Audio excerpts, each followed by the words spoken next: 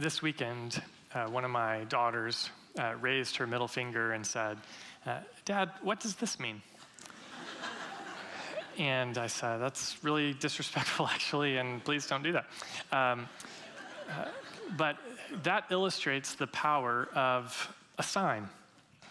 A sign is a visible action that carries much deeper meaning. There are all kinds of different signs that there are in each culture. It's a picture, it's an action, it's a gesture that has much more meaning than just what is being done. And this is the brilliance of signs, is they can communicate complex ideas in a really simple way. So much can be packed into a sign, and they can conjure up very intense emotions. And depending on the culture that you're in, the signs may be different. They have different meanings, but we assign meaning to these signs, and that allows us to communicate big things in a quick way. So let's give some examples in our culture. Here's a sign. So this is just a drawing, and yet it means something. And you associate it with something, and it actually brings all kinds of things to mind. And maybe there's anger in you at this sign. I don't know. But then there's this sign. And there's a response. Again, it's just a drawing. Why does that drawing have meaning? Well, it's because that's what signs do. They communicate a much deeper meaning just through something visible. But this wouldn't mean anything in another part of the world, but it means something here. That's the power of a sign. Or if after this service, we were out in the lobby and you saw a man and a woman standing next to each other, and the man got down on one knee, there would be kind of and people would gather around and begin to watch, and then there would probably be cheers, hopefully, if it went well.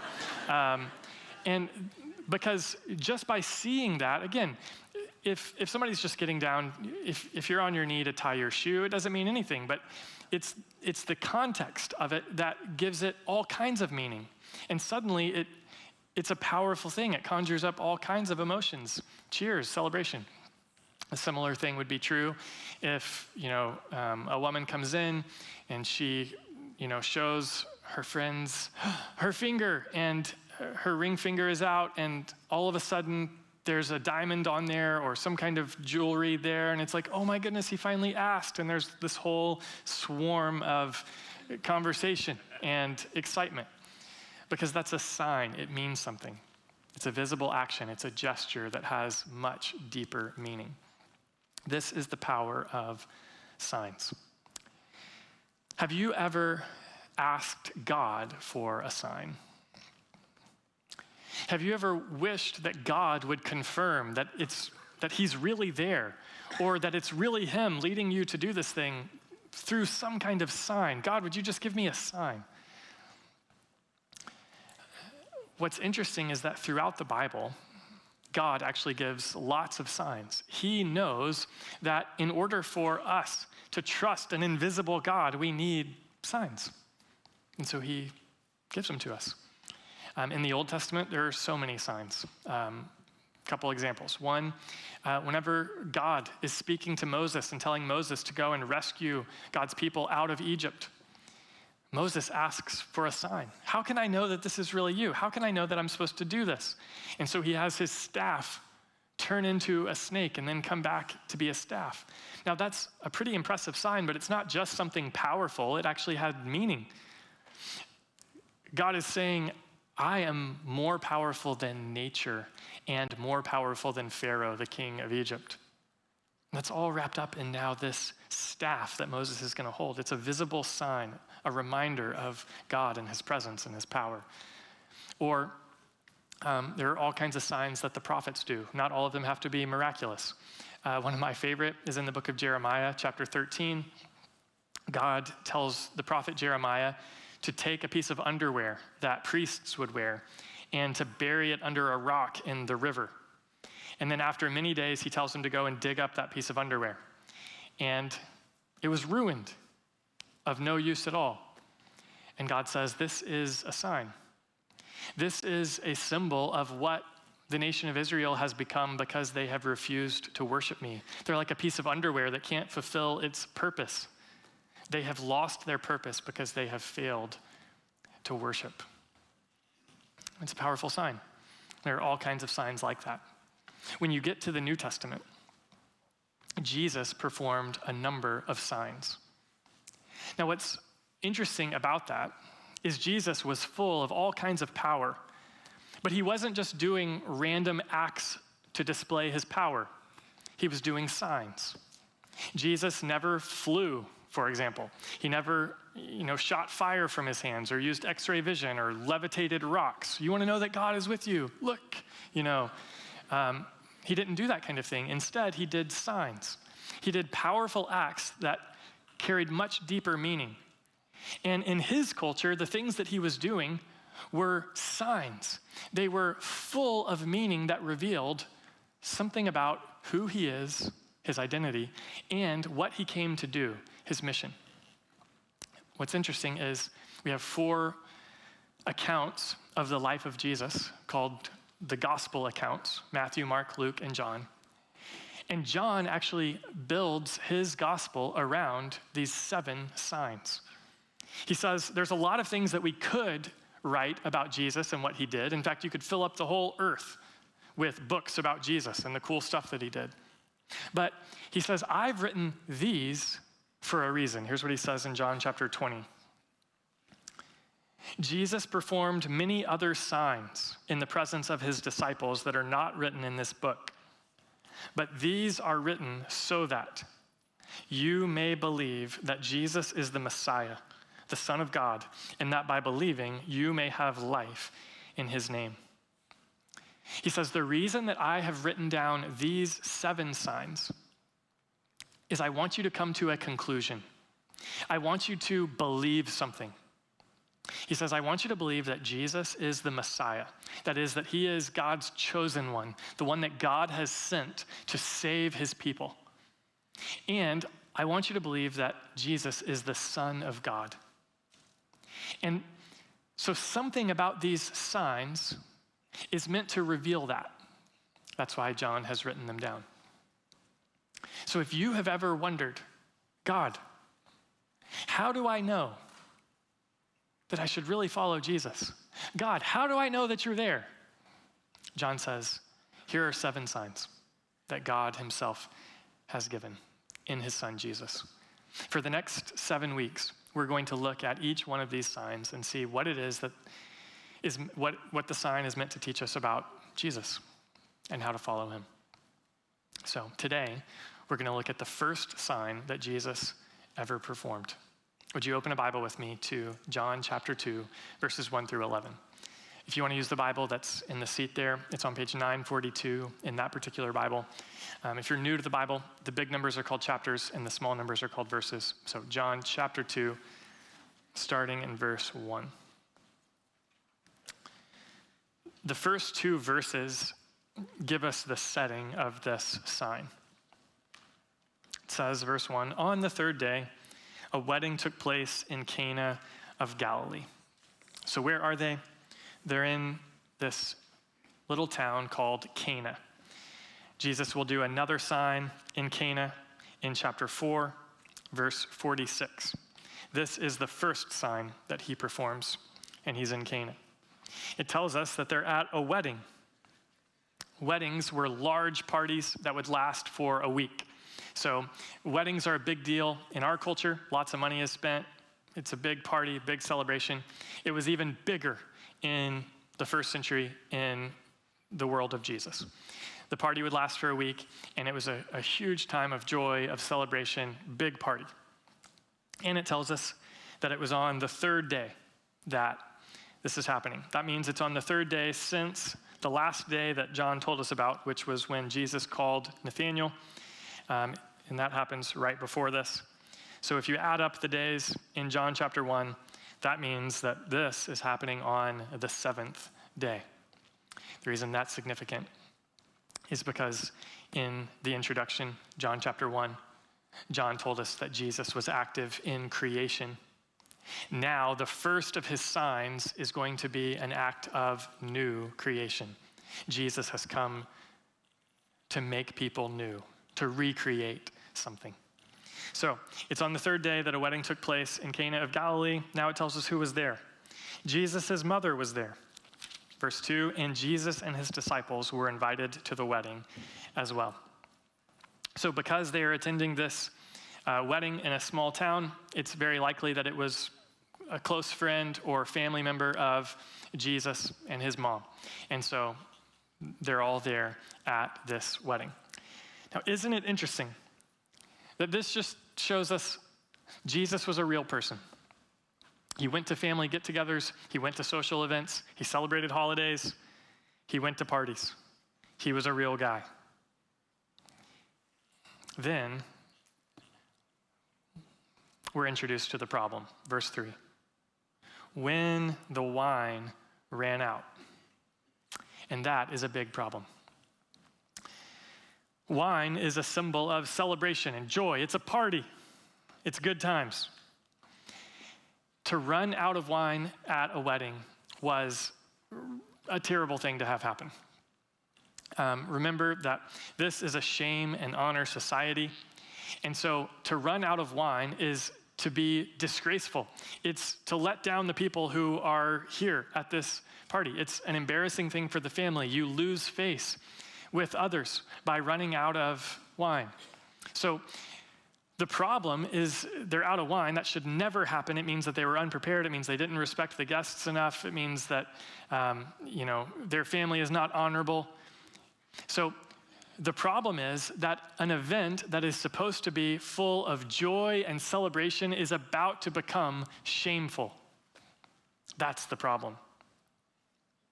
The occasion that's supposed to be joyous and beautiful is about to be full of shame.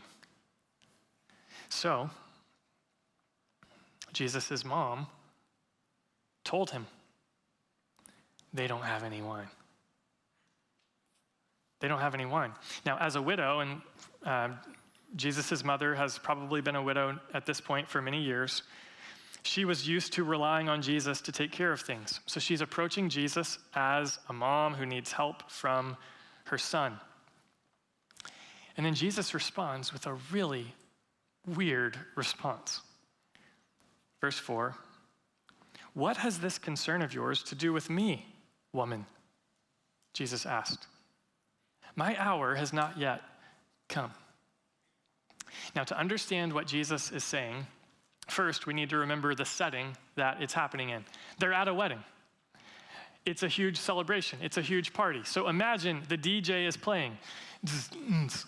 And Mary's mom is kind of, she's bopping along. And she's like, they don't have any wine.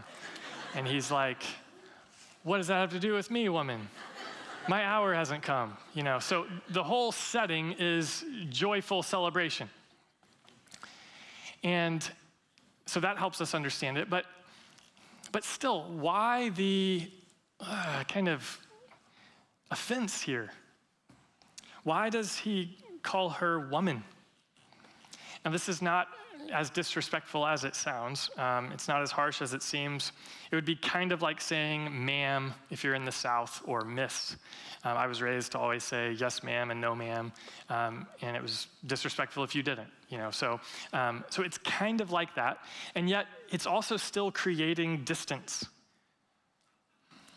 Why the distance? And then the question that he asks, what does this have to do with you and me? That's an interesting question. It's a question that's asked 5 different times in the Gospels. The other 4 are all demons saying this to Jesus. What does this have to do with you and me? So the gist of the question seems to be something like, it's really not your place to be coming at me like this. This is not your place to be calling out my power.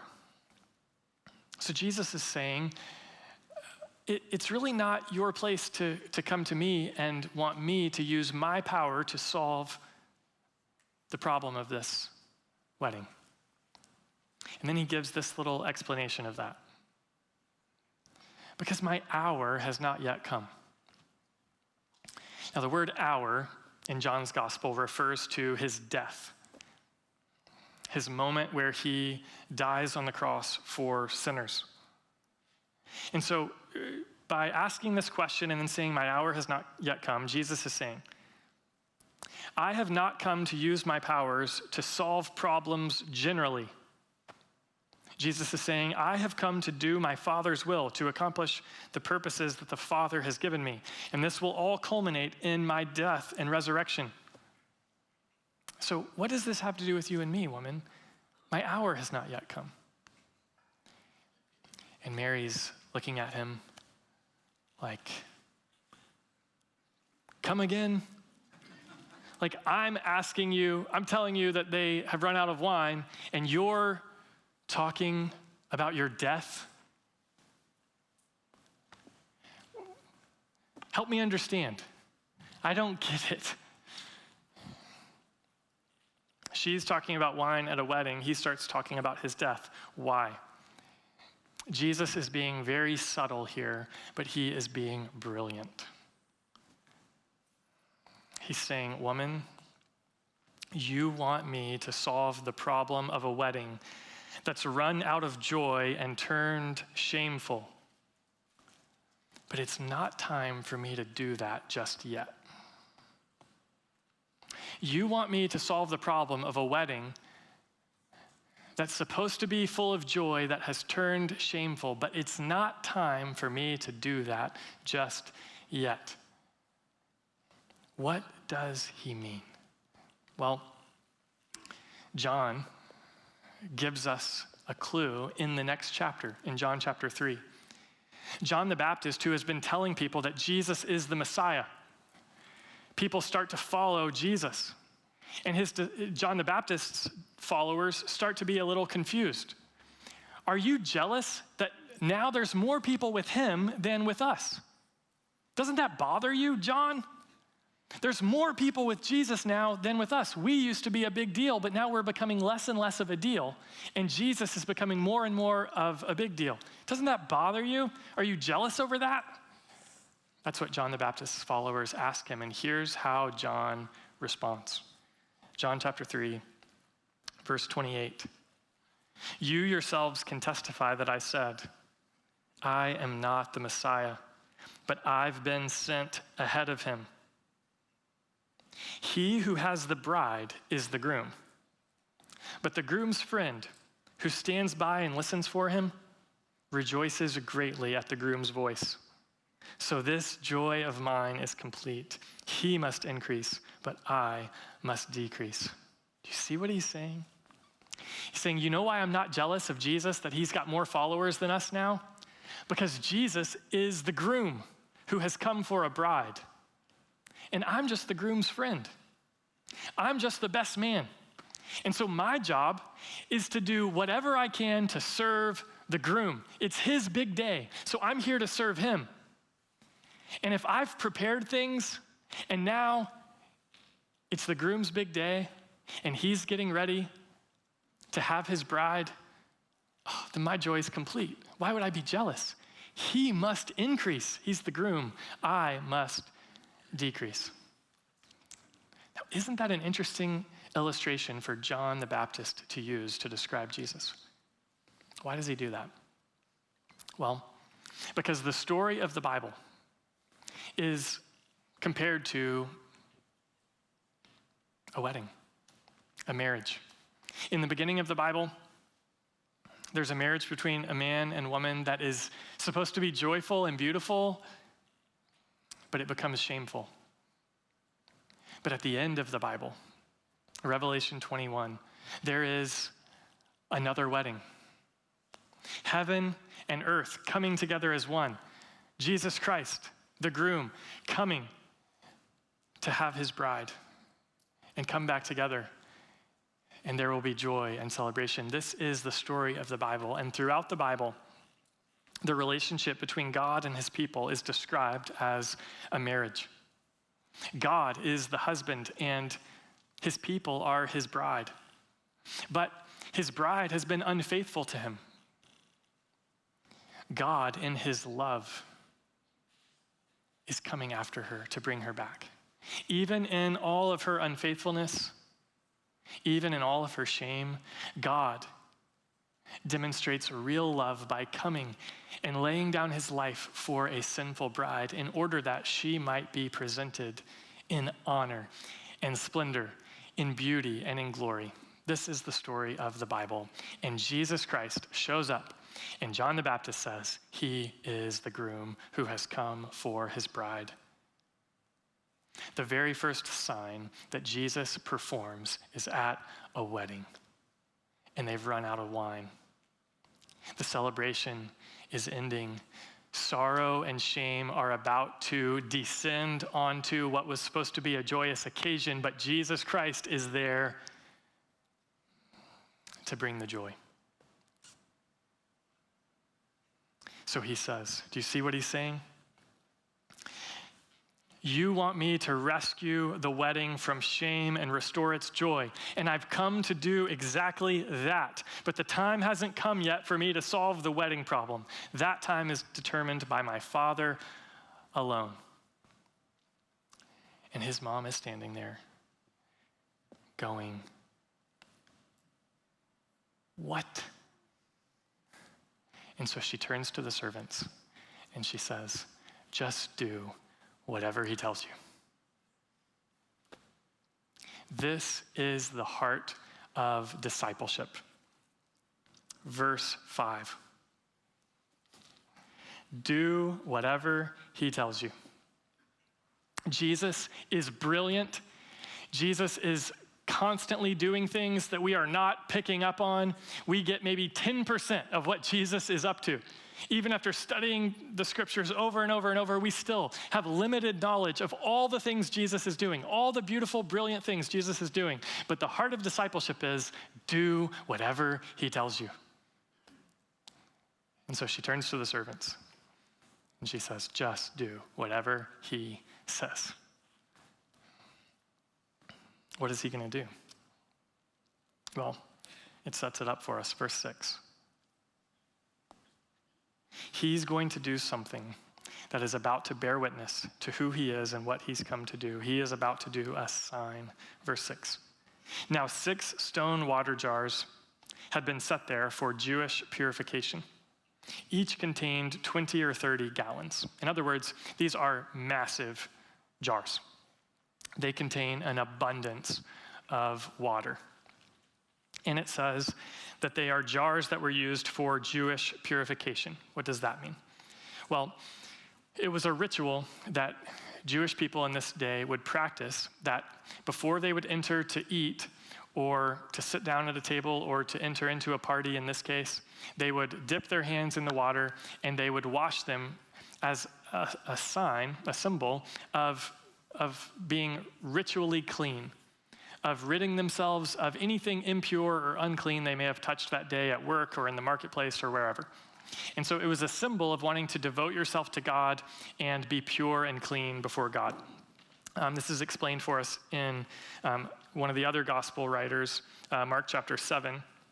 Mark writes this: "For the Pharisees and all the Jews who do not eat unless they give their hands a ceremonial washing, keeping the tradition of the elders. When they come from the marketplace, they do not eat unless they have washed." So this was not about hygiene, it was about religious ritual. It wasn't in the law, it was a tradition that developed over the years that people followed as a way of saying, we want to be holy before God. We want to be clean before God. So that was the purpose of these jars. Now here's what's interesting. These jars were not jars that you would drink out of. There's other water at the party if you need something to drink. These are jars that are used for making yourself ritually clean. Jesus says, go fill up those jars with water. Jesus is about to perform a sign. Jesus, by turning water into wine, he is not just solving the problem at the wedding. He could have done that with the drinking water. Jesus is at the wedding to perform a sign. So he has them fill up the purification jars. Isn't that interesting? So they do what he says. They filled them to the brim. Then, verse 8, Jesus said to them, "Now draw some out and take it to the head waiter." And they did. When the head waiter tasted the water after it had become wine, he did not know where it came from, though the servants who had drawn the water knew. He called the groom and told him, "Everyone sets out the fine wine first, then after people are drunk, the inferior, but you have kept the fine wine until now." Jesus did this, the first of his signs in Cana of Galilee. He revealed his glory, and his disciples believed in him. So the wine that Jesus provided is abundant. It's 150 to 180 gallons in these 6 jars. It's abundant, and it's excellent. It is like fine aged wine. So the wine he provides is abundant and excellent. And notice that the groom gets all the honor, but Jesus did all the work. Now that is the gospel. The groom is honored because the head waiter doesn't know where the water came from. And so he honors the groom for something that the groom did not do. The groom, who was going to go down in shame, instead is clothed with honor because of something that Jesus did for him in his place. And then the disciples see what Jesus did. They saw his glory, and they believed in him. So what are we supposed to see, like the disciples saw, that we might believe in him? That we might come to the conclusion. Remember what John told us? This is the purpose of his signs. Jesus performed many other signs, John 20. I think that we're going to have this on the screen. Jesus performed many other signs in the presence of his disciples that are not written in this book. But these are written. Here's what you should take away from this. These are written so that you may believe that Jesus is the Messiah, the Son of God, and that by believing you may have life in his name. So why should this sign give you reason to believe that Jesus is the Messiah, the Son of God? Well, it's really cool. In the book of Isaiah, who was an Old Testament prophet, he described what the days of the Messiah would be like, what it would be like when God's chosen one would come to save his people. And he described it as being a time of abundant and excellent wine. Listen to this from Isaiah 25. "On this mountain, Jerusalem, the Lord of armies will prepare for all the peoples a feast of choice meat, a feast with aged wine, the prime cuts of choice meat, fine vintage wine. On this mountain, he will swallow up the burial shroud, the shroud over all the peoples, the sheet covering all the nations. When he has swallowed up death once and for all, the Lord God will wipe away the tears from every face and remove his people's disgrace from the whole earth. For the Lord has spoken. On that day it will be said, 'Look, this is our God. We have waited for him, and he has saved us. This is the Lord, and we have waited for him. Let's rejoice and be glad in his salvation.'" In other words, the Messiah will come to Jerusalem and hold a great feast with fine wine because he will have won victory over death, and we will feast with all the nations and declare, "This is the Lord. He has saved us." The first sign that Jesus chooses to do is at a wedding where they've run out of wine. And so what does he do? He brings abundant, excellent wine. He is saying to us, "I am the one who has come. I am the Messiah, the Lord." So what is the meaning of this wine? What should we take away from this sign that Jesus performs? 2 things. First, Jesus offers us new and better purification. That's why he's come. He has come to offer us new and better purification. The purification jars were meant to be a way of saying, okay, I know that I am a sinner. I know that I have messed up. I know that I have stumbled into things throughout the day that I should not have stumbled into. So this is a sign that in my heart, I want to be devoted to God. I want to be pure. I want to be clean. That's what the purification jars were for. Jesus has those filled up with water and transformed into wine to show us, I have come to offer you something better than that. See, a dilemma that we all face is, what will make me clean? What will make me clean? For the Jewish people of this day, it was rituals and traditions and legalism. You probably don't have a Jewish purification jar at your house sitting outside on your front porch as you walk in, or right by your garage before you go in the house, just to kind of, God, I got into some things, but I want to be pure now. But you have other things,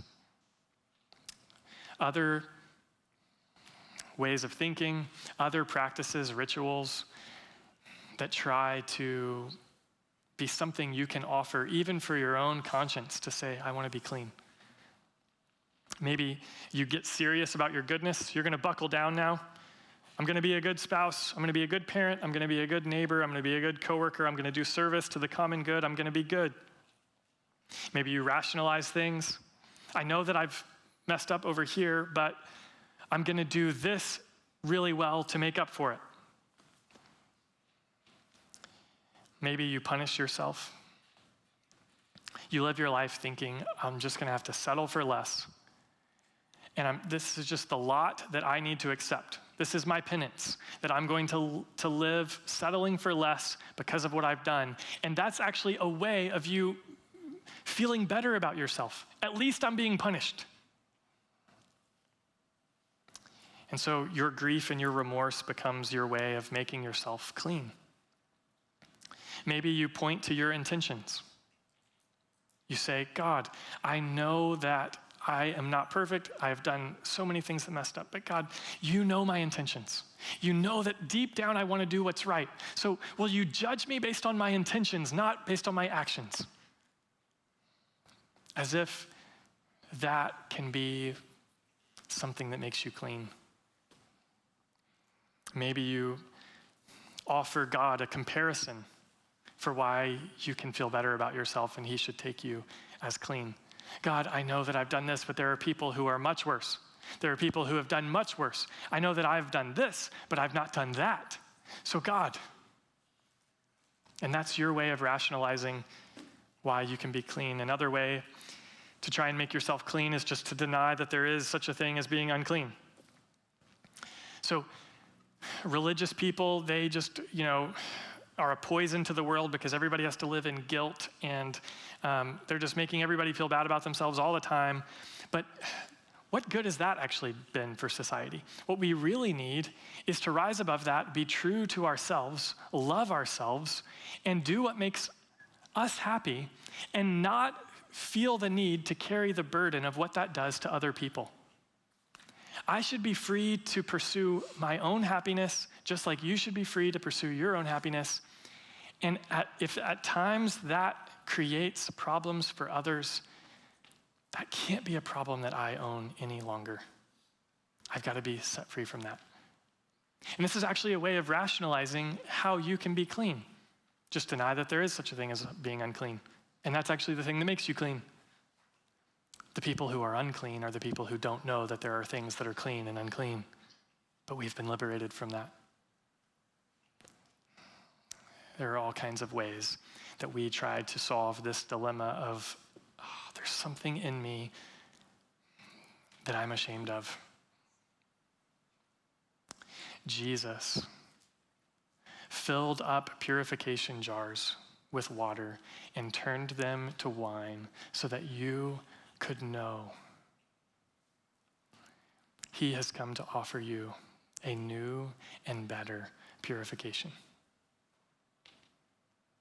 John intends for us to keep reading so that we learn that Jesus' hour will come. He will go to a cross and die, and he will be raised from the dead. And the reason that he has come to do that is so that you and I can be clean.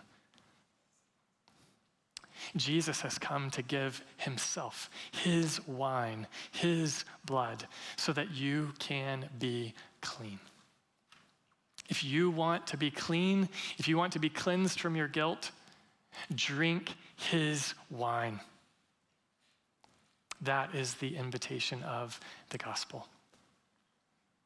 That's why Jesus Christ has come. Do you trust him?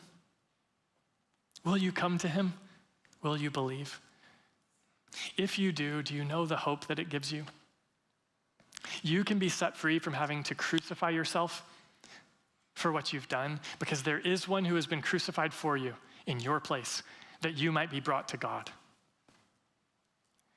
And if you come to him, you can be set free from having to pretend and make people think that you are, some kind of better person than you really are, because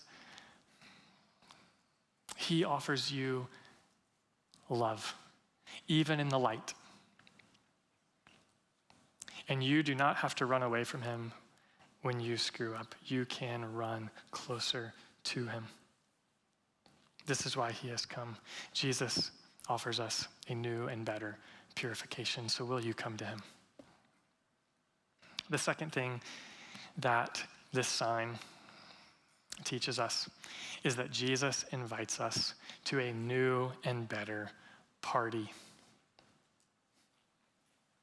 Wine at a wedding is a symbol of joy and celebration. It's a party. A dilemma that we all face is, what will I do when the wine runs out? What will I do when the wine runs out? What is the wine that you are living for? And how do you cope with the fact that eventually it will run out? There are all kinds of wine. There are all kinds of things that you can celebrate, things that you can accomplish and go, yes, let's toast to that. What is the wine that you're living for? Is it beauty, attractiveness, athleticism? Did you know that wine is eventually going to run out? Is it success in your career? You made it. Is it wealth? Is it romance? The perfect relationship? Is it family? Family dynamics? A particular vision of family? Is it vacations and experiences? There are many great times of wine on this earth. Lots of great times of celebration on this earth. Weddings and anniversaries and birthdays and graduations and holidays and championships and retirements. But no matter how great the party, eventually the wine runs out. Jesus has come to bring us to a new and better party where the lights never go down and the wine never runs dry. Jesus is hosting a party. This is why at the end of the Bible, in Revelation 21, Jesus is coming. And there is going to be a wedding. And it's going to go on forever and ever and ever.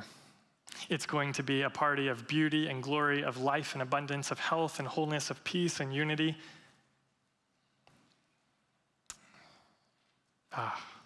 That's why Jesus has come.